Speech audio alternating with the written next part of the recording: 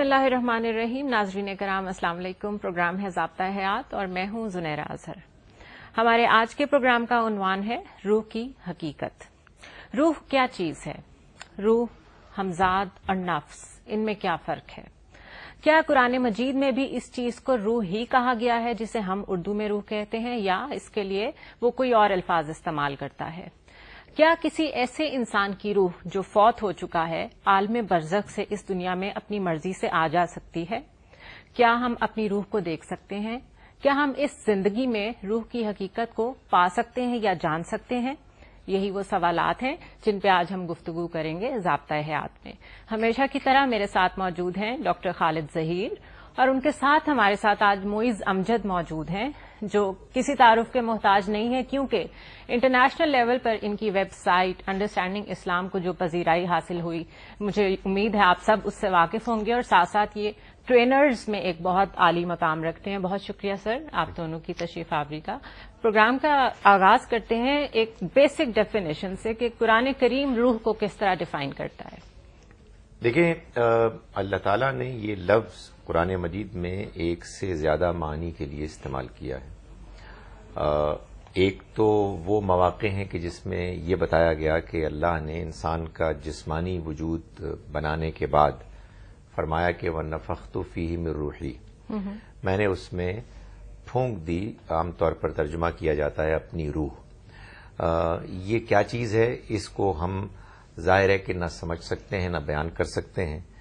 ये उस दुनिया, उस आलम से ताल्लुक़ रखने वाली चीज़ है कि जिसको ना हमने देखा और ना जिसकी हकीकत और तफसीलात से हम वाकिफ़ हो सकते हैं।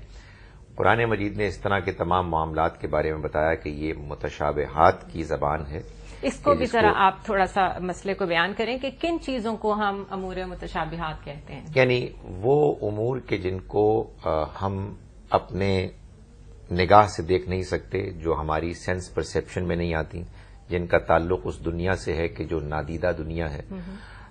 अल्लाह की ज़ात, फरिश्ते, जन्नत और दोज़ख और इस तरह के वो सारे मामलात कि जो हमारे आम मुशाहिदे में नहीं आ सकते। अल्लाह ताला को उनके बारे में कुछ न कुछ तो बयान करना था ताकि बात पहुंचे, तो उनको बयान किया इंसानी ज़बान में।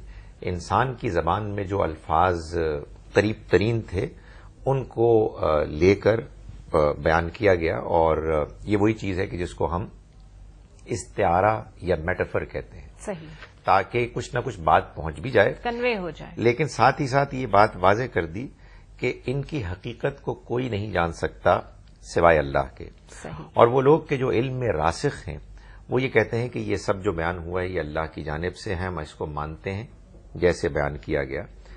और वो लोग के जिनके दिलों में टेढ़ है वो जुस्तजू करते हैं उनकी हकीकत को जानने की। यानी ये कहा गया कि वो लोग के जो जानते हुए भी कि इससे आगे उनकी पहुंच नहीं है, सही।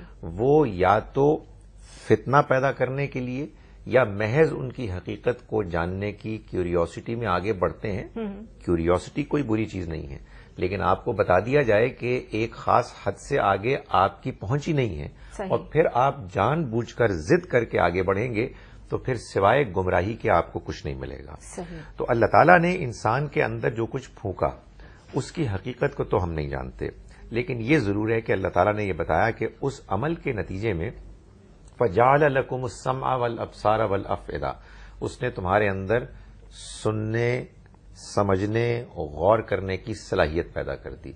तो मालूम यह होता है कि अल्लाह ने इंसान को उसके हैवानी जिस्मानी वजूद से आगे बढ़कर जब इंसानियत का शरफ बख्शा और उसके लिए खूबियां वदियत फरमाई, तो एक खास किस्म का अमल किया कि जिस अमल के नतीजे में इंसान के अंदर ये सलाहियत पैदा हुई कि वो गौर व फिक्र करता है, वो बात को समझता है, और इसके नतीजे में वो दूसरी मखलूक़ात से, हैवानात से मुमताज़ है।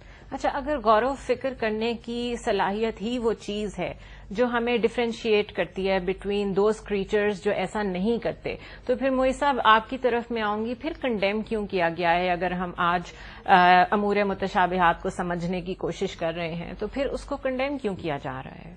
बिस्मिल्लाहिर्रहमानिर्रहीम। देखिए, अमूर मुतशाबिहात में मैं थोड़ा सा इजाफा कर दूं कि ये असल में पॉइंट ऑफ रेफरेंस से रिलेट करती है बात।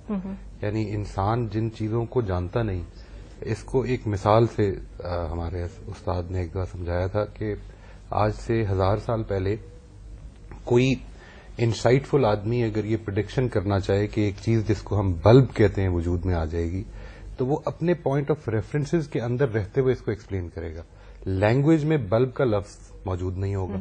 وہ یہ کہے گا کہ ایسے دیے وجود میں آ جائیں گے کہ جن کے اندر تیل نہیں ڈلتا ہوگا. صحیح. اس نوعیت کی یہ ہے آج کی موجود ریفرنس سے تشبیہ دے کر آگے کی کوئی چیز سمجھانا. جب مثال کے طور پر ہم یہ کہتے ہیں کہ اللہ تعالیٰ نے یہ معاملہ، مثال کے طور پر دیکھیے میں آپ کو ایک دوسری مثال دیتا ہوں کہ خلقتہ بیدیہ، کہ میں نے اس کو اپنے 2 ہاتھوں سے پیدا کیا. یعنی یہ عربی زبان کا ایک خاص اسلوب ہے کہ میں نے اس کو بڑی توجہ سے پیدا کیا. اللہ تعالیٰ نے کیسے پیدا کیا، کیسے وہ جس کو نفخت فیہ من روحی، جس کو خالد صاحب نے فرمایا، وہ کیا چیز ہے، وہ کیا فینومینا ہے جس کو کہ اصل میں بتایا جا رہا ہے. وہ یہ ہے کہ پھر میں نے ایک عمل کیا جس کے نتیجے میں اس کے اندر سمع و بصر اور سوچنے سمجھنے کی صلاحیت پیدا ہوگی. اب وہ کیا یہ آج کے سائنٹیفک دور میں بھی ہم نہیں جان سکتے. یعنی یہ ہمارے پوائنٹ آف ریفرنس سے ایک بالا چیز ہے. اس وجہ سے یعنی امور متشابہات کے بارے میں جو خالد صاحب نے فرمایا کہ اس کے بارے میں قرآن مجید نے کہا کہ جن کو یہ پتا ہے کہ بات کیا سمجھائی جا رہی ہے وہ اس پر رک جائیں گے اور یہ کہیں گے کہ ہمارے رب کی طرف سے اگر آئی ہے بات تو سر تسلیم خم ہے. صحیح. اور جو اس کے اندر اس کی بیخکنی کرنے لگ پڑے یا اس کو بہت اندر گھسنے لگ پڑیں گے تو وہ اس سے کوئی فائدہ حاصل نہیں ہوگا. اس لیے کیونکہ it is not a scientific reality.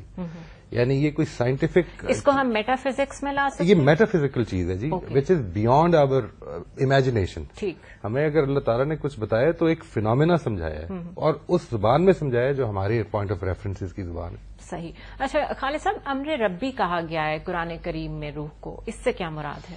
دیکھیں وہ میں نے جو جواب دیا وہ نامکمل تھا.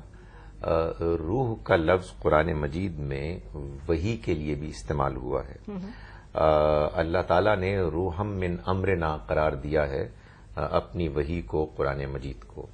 چنانچہ سورہ بنی اسرائیل کی یہ آیہ مبارکہ کہ جس کا عام طور پر حوالہ دیا جاتا ہے یہ اصل میں اسی ریفرنس سے آئی ہے. قرآن مجید نے بار بار ہم کو یہ بتایا کہ کفار انکار کرنے والے مذاق اڑانے کے انداز میں بعض اوقات یہ کہتے کہ فلاں واقعہ کیوں نہیں ہوا اور اس سوال کا جواب کیوں نہیں ملا، آپ پر اس معاملے میں وحی کیوں نہیں آئی. تو اس کا جواب یہ دیا جاتا اور یہاں بھی دیا گیا کہ دیکھو یہ تم سے وحی کے بارے میں سوال پوچھتے ہیں کہ آخر اس معاملے میں کیوں نہیں آئی. ان کو بتا دو کہ یہ جو روح ہے وحی ہے، یہ میرے رب کا امر ہے، اس کا فیصلہ ہے. وہ جب چاہتا ہے، مناسب سمجھتا ہے اپنی حکمت میں وہ اس کو نازل کرتا ہے. یہ میرے بس کی چیز نہیں ہے کہ میں جب چاہوں وحی کو حاضر کر دوں. یہ میرے رب کا حکم اور فیصلہ ہے. صحیح. ناظرین ہمارے ساتھ رہیے گا، مختصر سا وقفہ لیں گے اور اس کے بعد ہم یہ ڈسکس کریں گے کہ یہ جو ہم عموماً سنتے ہیں کہ نیک روح اور بد روح، اس میں کیا فرق ہے. اسٹے ود اس.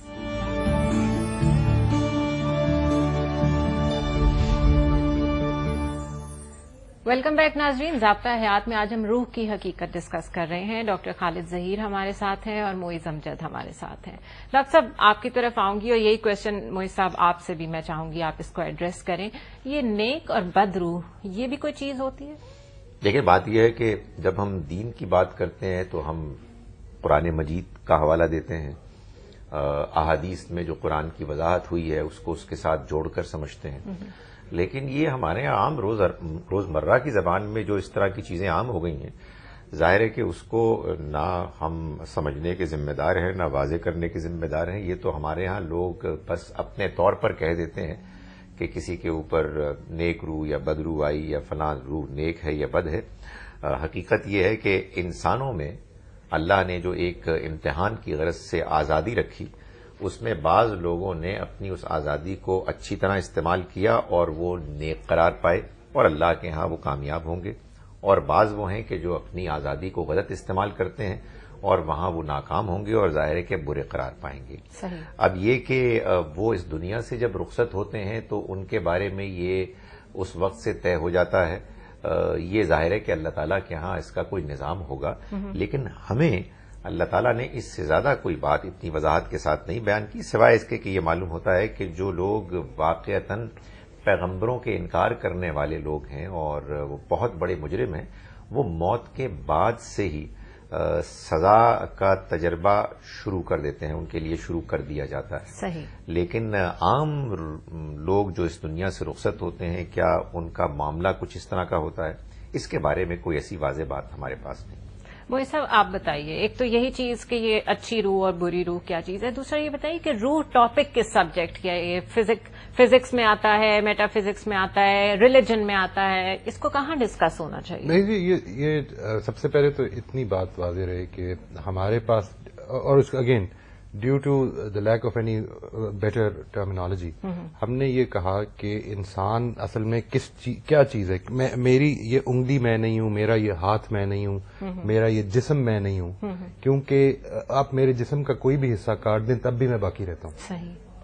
تو وہی اگین، کیونکہ ہمارے پاس کوئی بہتر ذریعہ نہیں ہے اس کو بیان کرنے کا، تو پھر میری شخصیت اندر میرے کیا ہے؟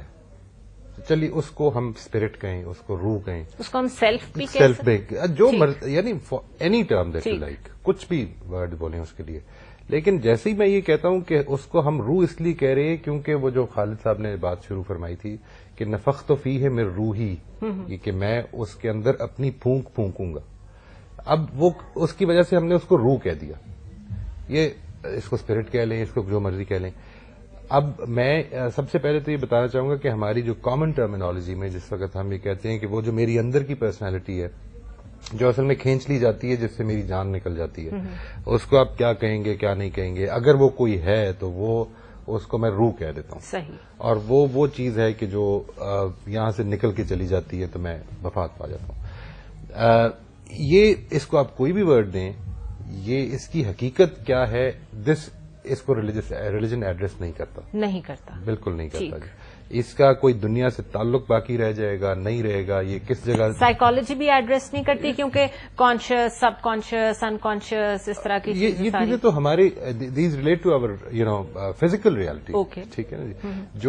جو چیز یہاں پر ایڈریس کی جا رہی ہے وہ ہے کہ جو میری اندر کی شخصیت ہے جو کھینچ لی جاتی ہے. اگر ایسا ہے دیکھیں نا، قرآن مجید نے کہا کہ اذا بلغت التراقی، یعنی وہ کوئی چیز قرآن کی نظر میں یا قرآن کے پیغام میں کوئی ایسی چیز ہے کہ جو وہ نکلتی ہے جسم سے اور پھر نکل کے تو خدا کے پاس چلی جاتی ہے.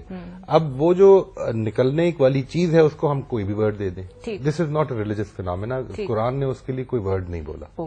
ہم نے جس آیت سے اس کا روح کا ورڈ ہم نے بولنا شروع کیا وہ بھی میں نے ذکر کر دیا کہ وہ اصل میں ادھر سے آ رہی ہے بات، اور اس کا مطلب it depends on your interpretation کہ آپ اس کو کیا سمجھ رہے ہیں.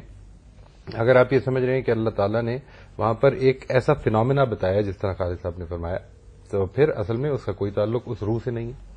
اور اگر میں اس کے باوجود یہ سمجھتا ہوں کہ آپ اس کو جو مرضی سمجھ لیجئے، اس کو روح کہہ لیجئے بے شک، لیکن اس کا تعلق، اس کی کیمسٹری کا تعلق اصل میں اب ریلیجن سے نہیں ہے. یہ انسان کی آبزرویشن ہے، انسان کا مشاہدہ بھی ہو سکتا ہے. It could be a field which we might never be able to explore either, کیونکہ اٹ از ناٹ سائنس. یہ اس کا تعلق میٹر سے نہیں ہے. ٹھیک. وہ جو کچھ بھی ہے وہ مٹیریل نہیں. ایک بات تو طے ہو گئی کہ یہ فزکس نہیں ہے. فزکس نہیں ہے. ٹھیک ہے. اچھا ڈاکٹر صاحب، پھر روح کا بھٹکنا کیا ہے؟ جس طرح کہ آپ نے کہا کہ ہم نے اپنی عام بات چیت میں بہت ساری چیزیں ایڈ کر لی ہوئی ہیں، کسی کو خدا نخواستہ اچھی روح یا بری روح کہہ دینا ہمارے لیے کوئی بات ہی نہیں ہے. اسی طرح یہ بھی بڑی کامن بات ہے کہ جی فلاں کی روح بھٹکتی ہے یا فلاں گھر ہانٹڈ ہے، وہاں روحیں رہتی ہیں. یہ کیا ہے؟ یہ بھی ظاہر ہے کہ انسان کے کچھ تجربات ہیں کہ بعض گھروں میں کچھ پرابلمز ایسی ہوتی ہیں کہ جن کا کوئی جواب نہیں بن پڑتا، سمجھ میں نہیں آتا ہے کہ جو ہم عام روزمرہ کے مادی اسباب کے ذریعے سے پرابلمز کی وجہ معلوم کرتے ہیں، ان میں سے کوئی وجہ ہم دریافت نہیں کر پاتے. تو پھر ظاہر ہے کہ جب وہ انسان ناکامی کا سامنا کرتا ہے اس معاملے میں تو اس کو کسی طرح سے ایکسپلین کرتا ہے، اور اس میں بعض اوقات روح اور روح کا بھٹکنا اور اس طرح کی باتیں بھی بیان کی جاتی ہیں. میرا اپنا یہ خیال ہے، اور ظاہر ہے کہ یہ محض ایک تھیوری ہے، یہ کوئی قرآن مجید کے بیان پر مبنی نہیں ہے، کہ اس طرح کے جتنے بھی معاملات ہیں، روح کا بلانا اور اس طرح کے ڈسٹربنسز ہونا، یہ اگر ہوتا ہے جس کو کہ ہم کسی اور مادی ذریعے سے ڈسکرائب نہیں کر سکتے، تو یہ جنات کی وجہ سے جن بیسڈ ہوتا ہے، کیونکہ جنات ایک باقاعدہ انسانوں کے علاوہ ایک اور مخلوق ہیں جو نظر نہیں آتے بالعموم، اور ان میں اچھے بھی ہوتے ہیں اور برے بھی ہوتے ہیں. قرآن اس پر گواہ ہے کہ وہ انسانوں کو گمراہ کرتے ہیں، انسان ان سے مدد مانگ کر ان کو گمراہ کرتے ہیں، اور یوں یہ ایک ریلیشن شپ بعض انسانوں اور جنوں کا ہوتا ہے.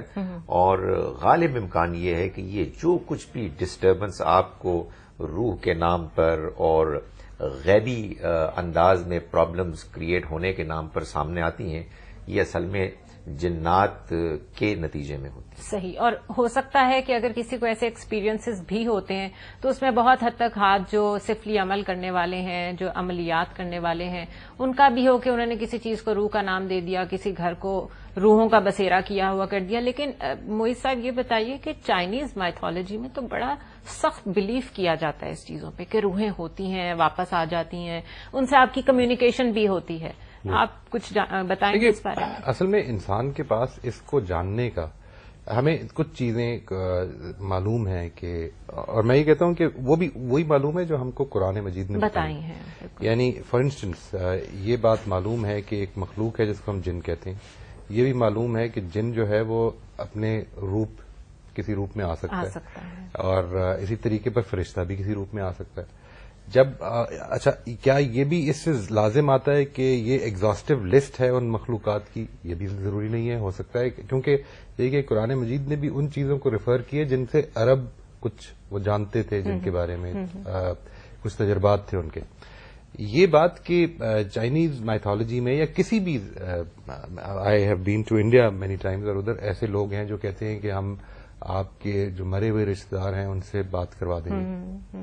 اور خالد صاحب نے جو بات فرمائی اس میں اگر ہم یہ بات کو ٹھیک مان لیں کہ جن ہے جو کہ اس طرح کے کام کرتا ہے اور انسان کو گمراہ کرنے کا باعث بنتا ہے، اگر ایسی بات ہے، اور جن کے بارے میں ہم یہ بھی فار فیکٹ جانتے ہیں کہ وہ کسی روپ میں اپنے آپ کو دھار سکتا ہے، تو پھر آپ کے کسی ایسے ڈیڈ ریلیٹو کے روپ میں اگر وہ آپ کے پاس آتا ہے تو آپ کے پاس وہ کیا ذریعہ ہے جاننے کا کہ یہ جن ہے یا روح ہے یا کیا ہے؟ یہی کوشچن معیز صاحب میں اس پہ اور ڈیٹیل چاہوں گی ناظرین کہ کیا اپنے کسی ریلیٹو کی روح کو بلوانا ممکن ہے؟ اور ہم سب جانتے ہیں کہ ہمارے ارد گرد، ہم مانے یا نہ مانے، اس پڑھے لکھے دور میں بھی اس طرح کے عملیات کروانے والے لوگ موجود ہیں جو کہ خود بہت پڑھے لکھے ہیں، سمجھدار ہیں. کیا ایسا ممکن ہے کہ نہیں، اور کیا یہ چیزیں جائز ہیں کہ نہیں؟ بریک کے بعد ڈسکس کریں گے. اسٹے ود اس.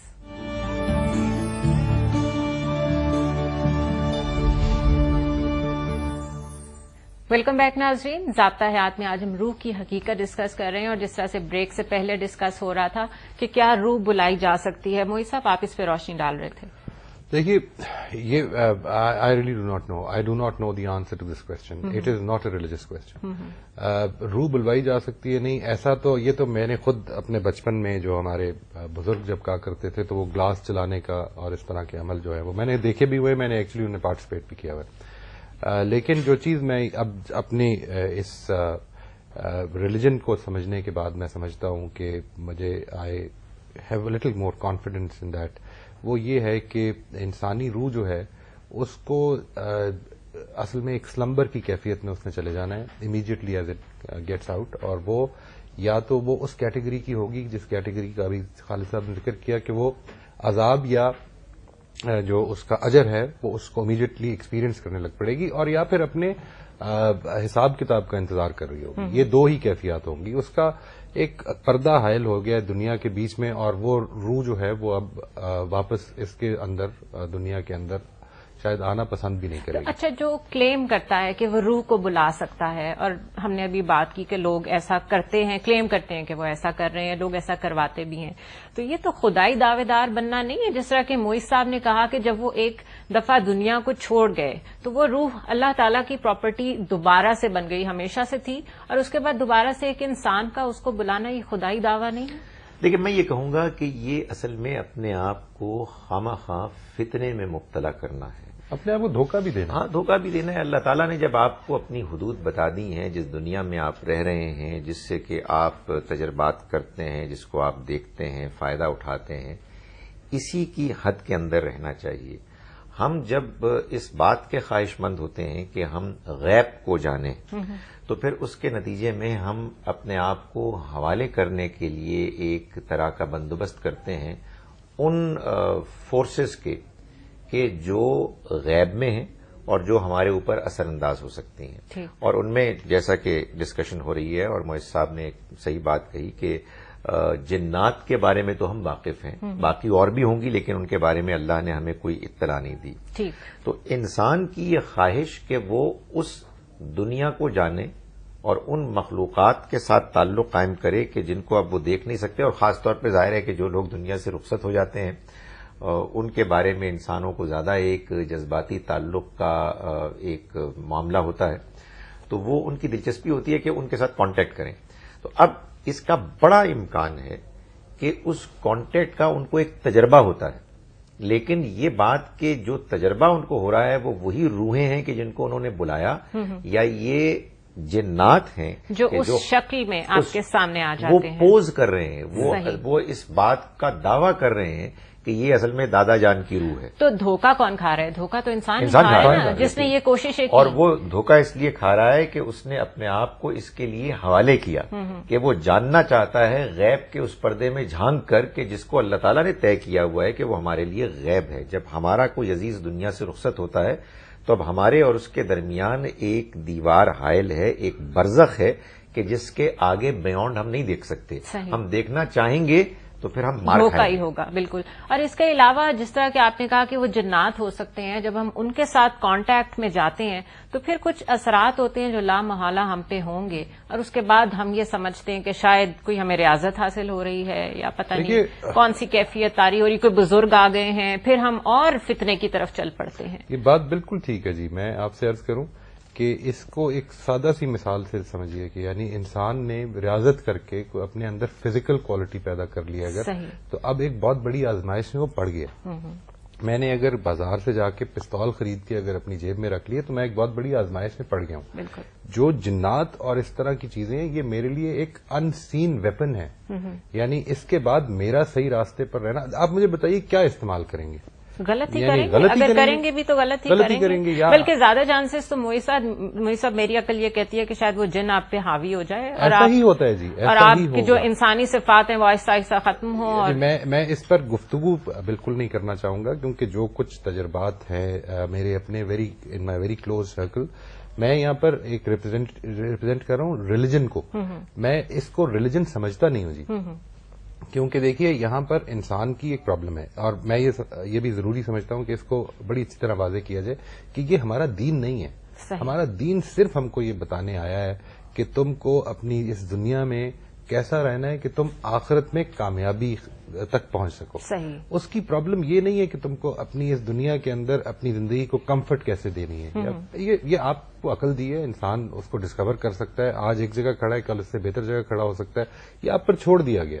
اسی طریقے پر بہت ساری میٹافزیکل طاقتیں ہو سکتی ہیں جن سے ہم فائدہ اٹھا سکتے ہیں, لیکن وہ آپ کا ٹاپک نہیں ہے. وہ ٹاپک نہیں, وہ ریلیجن کا ٹاپک نہیں ہے. یعنی حضرت سلیمان کو جس وقت یہ دیا گیا کہ ان کے جنات جو ہیں وہ ان کے تابع کر دیے گئے, تو یہ کوئی ریلیجن نہیں تھا.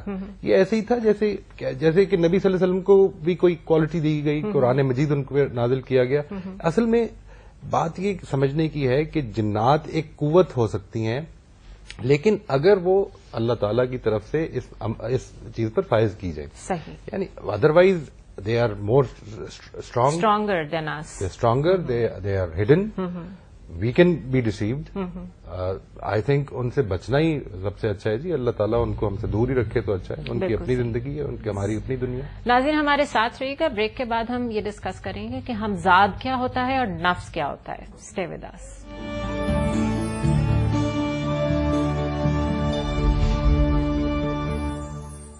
ویلکم بیک ناظرین. ضابطہ حیات میں آج ہم روح کی حقیقت ڈسکس کر رہے ہیں. خالد صاحب, ہمزاد کیا ہوتا ہے؟ ویسے تو فارسی کا ورڈ ہے جس کا مطلب یہ ہے کہ ساتھ پیدا ہو. جو آپ کے کہا جاتا ہے کہ جس طرح بھی ہم ریاضت کی بات کر رہے تھے کہ بہت زیادہ ریاضت کر کے جو آپ کے ساتھ ایک سایہ ہے آپ اس کو اپنے تابع کر کے استعمال بھی کر سکتے ہیں. اسی طرح ایک لفظ ہے نفس. یہ روح, نفس اور ہمزاد, اس کا فرق کچھ واضح کریں.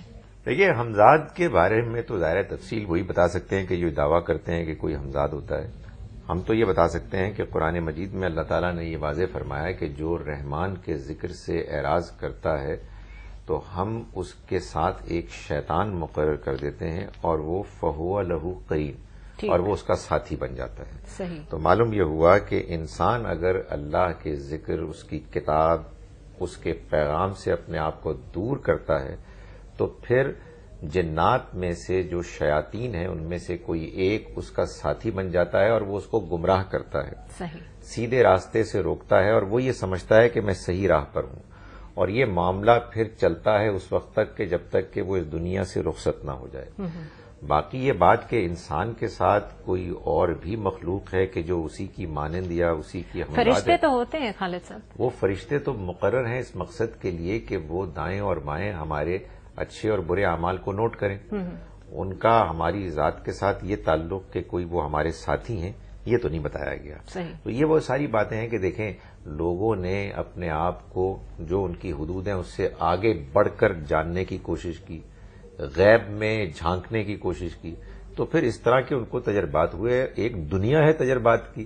اب وہ تجربات کیا ہیں، ان کی حقیقت کیا ہے، اس کو کیسے کنفرم کیا جائے، وہ گمراہی ہے یا اس کے بارے میں ہم کچھ اور بات تحقیق سے کر سکتے ہیں، اس کے لیے ہمارے پاس کوئی ذریعہ علم نہیں ہے. لیکن اس دنیا میں اللہ نے انسان کو جو عقل دی ہے اور جو تجربہ دیا ہے اس کی روشنی میں انسان نے سائنس کے ذریعے سے بہت سے حقائق کو دریافت کیا ہے کہ جو اس کے علم اور تجربے کی پہنچ میں ہے.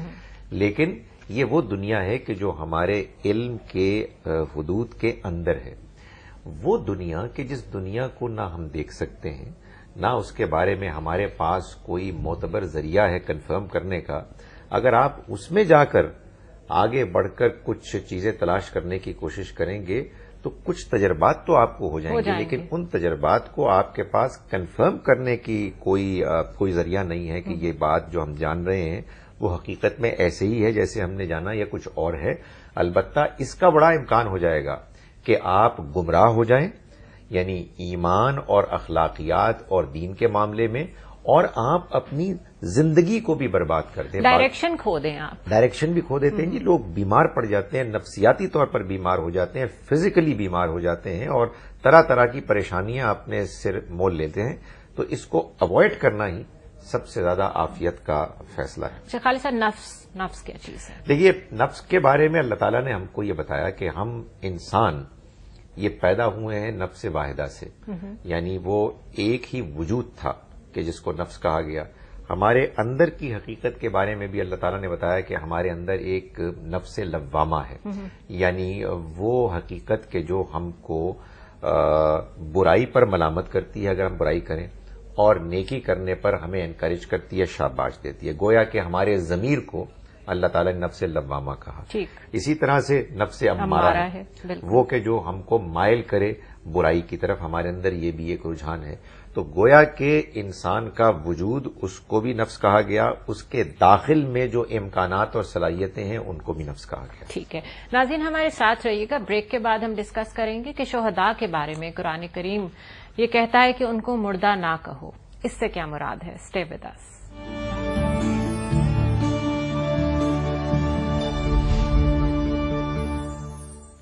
ویلکم بیک ناظرین. ضابطہ حیات میں آج ہم روح کی حقیقت ڈسکس کر رہے ہیں. خالد صاحب آپ بھی بتائیے اور موئز صاحب آپ یہ بتائیے کہ ایک تو ہو گئی نفس جس سے نفسیات بنی، اور نفسیات میں پیرا سائیکالوجی شامل ہے. تو پھر ہم اس کو پیرا سائیکالوجی کیوں نہیں سمجھ لیتے روح کے معاملے کو؟ میرا خیال ہے جی it is a part of that. It is part of that. Khalid صاحب آپ ایگری کریں گے؟ جی، جو انسان نے اپنی تحقیق کے مطابق اس پہلو کو ایکسپلور کیا ہے اس کو یہ پیرا سائیکالوجی کے نام سے موسوم ٹھیک کیا جا سکتا ہے. تو یہ آبویس ہو گیا، جیسے موئز صاحب کہہ رہے تھے کہ یہ ریلیجن کا ٹاپک نہیں ہے. ٹھیک ہے. اچھا یہ بتائیے کہ شہداء کا کیا معاملہ ہے؟ ان کے بارے میں جو کہا گیا ہے کہ ہم ان کی حقیقت نہیں جانتے، ان کو مردہ نہ کہو. یعنی مطلب یہ ہے کہ کوئی شخص کے جو اس دنیا سے رخصت ہوتا ہے، کفار نے یہ پروپیگنڈا کیا تھا کہ یہ نبی صلی اللہ علیہ وسلم کے ساتھی خواہ مخواہ اپنی زندگی کو برباد کر رہے ہیں. دین کے نام پہ انہوں نے اپنے آپ کو اپنے میں سے بعض کو اس مقام تک پہنچا دیا کہ جس میں وہ ختم ہو گئے. اللہ تعالیٰ نے فرمایا کہ یہ جو اللہ کی راہ میں اپنی جان دے رہے ہیں تم یہ مت سمجھو کہ یہ مردہ اس مفہوم میں ہے کہ یہ ختم ہو گئے، پیرش ہو گئے، اب ان کا کوئی وجود نہیں.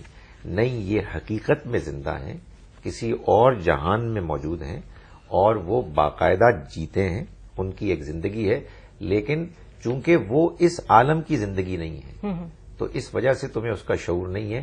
اس کو اگر ہم بیان بھی کریں گے تو وہ بس متشابہات کی زبان میں بیان کر سکتے ہیں. وہ یہ زندگی نہیں ہے کہ جو مادی زندگی ہے. صحیح. اور اس میں ایک بات اور بھی ہے، یہ معلوم ہوتا ہے کہ جو لوگ اس دنیا میں آؤٹ اسٹینڈنگ پرفارمنس دکھاتے ہیں ان کے بارے میں اللہ تعالی قیامت کے حساب کتاب سے پہلے ہی فیصلہ کر دیتے ہیں کہ یہ کامیاب ہیں اور ان کے لیے ان کے مرنے کے بعد ہی انعام کی زندگی کا آغاز ہو جائے گا. صحیح. تو شہداء کے بارے میں یہ اس طرح سے ڈسکرائب کیا گیا. صحیح. روحانیت کو ہم کس طرح ڈسکرائب کریں گے؟ نہیں، اس کو تو یہ اگین یہ انسانی ٹاپکس ہیں جی. یعنی ایک اسپرچویلٹی جو ہے اٹ ریلیٹس ٹو، میں اس کو کس معنی میں بول رہا ہوں، جو ہمارے جن لوگوں نے اس پر لکھا ہے، کچھ لوگوں نے مثلا اخلاقیات کو یا خدا کے ساتھ تعلق کو یا متصوفانہ ذہن کو، ان چیزوں کو روحانیت سے تعبیر کیا ہے. صحیح. یہ کوئی ریلیجس اصطلاحات نہیں ہے. یعنی یوں نہیں ہے کہ دین نے کوئی روحانیت کے عنوان سے کوئی چیز بنائی تھی اور اس کو ڈیفائن کیا تھا. یہ انسان نے خود اس کے اوپر جب لکھا تو اس کو ڈیفائن کیا کہ میرا ٹاپک یہ ہے. ٹھیک ہے. خالد صاحب، روح اللہ حضرت عیسیٰ علیہ السلام کو کیوں کہا گیا؟ دیکھیے، بات یہ ہے کہ عیسیٰ علیہ السلام کی پیدائش غیر معمولی طریقے سے ہوئی، غیر معمولی ان کو معجزات ملے، اور یہ معلوم ہوتا ہے کہ ان کے ساتھ جو کچھ بھی معجزات تھے اس میں اللہ کے فرشتے جبرائیل علیہ السلام کا ایک بڑا رول تھا. تو اللہ تعالیٰ نے ان کے لیے جو کچھ بھی تائید اور نصرت کے طریقے اختیار کیے، جس میں اس کی غیبی مدد کا ایک بڑا عنصر تھا، اس وجہ سے ان کو اس خاص اصطلاح اور لفظ سے تعبیر کیا گیا. بہت شکریہ خالد صاحب آپ کا، معیز صاحب آپ کا. ناظرین، پروگرام آپ نے دیکھا اور آخر میں یہ کہنا چاہوں گی کہ انسان ہی انسان کی دوا ہے. اللہ کی مدد سے انسان ہی انسان کے مسائل کو حل کر سکتے ہیں. ہمیں چاہیے کہ ہم ان امور میں نہ الجھیں جنہیں ہم اس دنیا میں نہیں سمجھ سکتے. ہاں، ہم انسان کے مسائل کو سمجھ سکتے ہیں، خود انسان کو سمجھ سکتے ہیں، اس کے دکھ درد کو محسوس کر سکتے ہیں. تو کیوں نہ ہم اپنی توانائیوں کو انسانوں کی فلاح کے لیے استعمال کریں. اس سے ہمیں ہماری روح کو اس دنیا میں بھی سکون ملے گا اور آخرت میں بھی. مجھے اجازت دیجیے. اللہ حافظ.